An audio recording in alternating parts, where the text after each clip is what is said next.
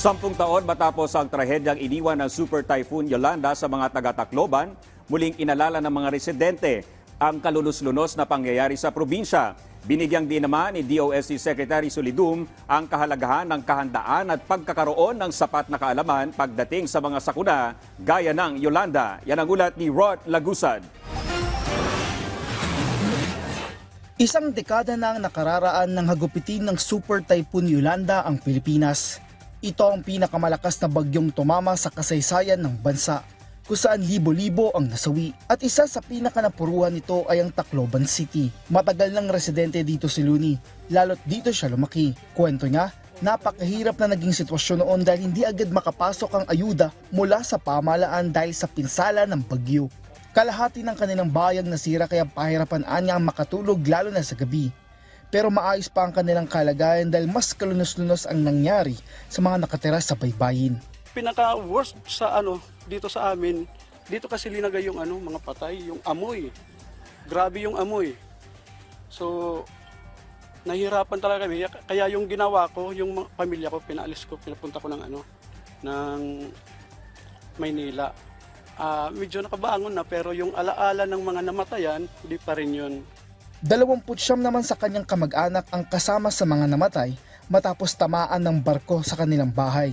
Isa lang ang MV Eva Jocelyn sa 8 marine vessels na tinangay ng nasa 6 na metrong storm surge dito sa Barangay Anibong na ikinasawi ng maraming mga residente.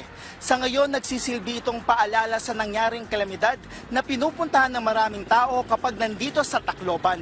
Ang naturang shipwreck ay dinadayo ngayon para makapagpa-picture sa naturang barko. Dito naman sa mass grave sa Holy Cross Gardens nakabibingi ang katahimikan. Dito nakalibing ang ilan sa mga nasawi dahil sa bagyo. Nakasulat din ang pangalan ng ilan sa kanila, paraan para alalahanin sila ng kanilang mga mahal sa buhay. Ayon kay Secretary Renato Solidum Jr., ang nangyaring trahedya ay hindi dapat makalimutan. Dahil maraming aral ang pwedeng makuha dito at ang isa na dito yung posibilidad ng mga large-scale disasters na mangyayari. Kahit anong babala naggagawin ang national and local governments. Kapag ang tao ay hindi kumilos, ang buhay nila o ang pamilya nila ay talagang maapektuhan. Makalipas ang 10 taon, tila hindi na mapapansin na naging trahedya dito sa Tacloban City at maging sa lalawigan ng Leyte. Balik na sa normal ang buhay ng mga residente. At kinikilala ngayon ng lokal na pamahalaan ang malaking maitutulong ng innovation para maibsan ang posibleng epekto ng mga sakuna. I wish we had this 10 years ago. But, this is a big help for all of us and it's a really awakening. And tutuwa ang lahat at nilalagay natin talagang pag-asa natin sa Department of Science and Technology. Disaster preparedness, it's not about being ready physically. It's not about logistics.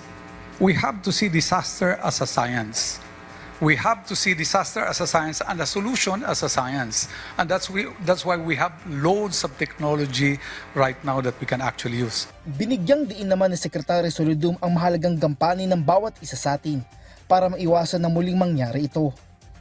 Kapag alam na nila ang mga ito, hindi na sila dapat paulit-ulit kumbinsin kasi sila na mismo ang lilikas. Kaya importante yung mga earthquake, tsunami drills, storm surge drill kung meron, para itong mga kabataan natin ay masanay at kapag sila ay lumaki, ay maaalala nila ang mga ito. Kahit isang dekada nang nakararaan, hindi inaalis ang posibilidad na magkaroon muli ng bagyo na kasing lakas ng Yolanda. Dito nakahimlay ang ilan sa mga biktima ng Super Typhoon Yolanda. Ang ilan sa kanila ay walang pagkakakilanlan. Paalala sa lakas ng hagupit ng kalikasan dito sa Tacloban. Kaya iba yung paghahanda ang kailangan para hindi na muling maulit ang ganitong trahedya. Rod Lagusad, para sa Bayan.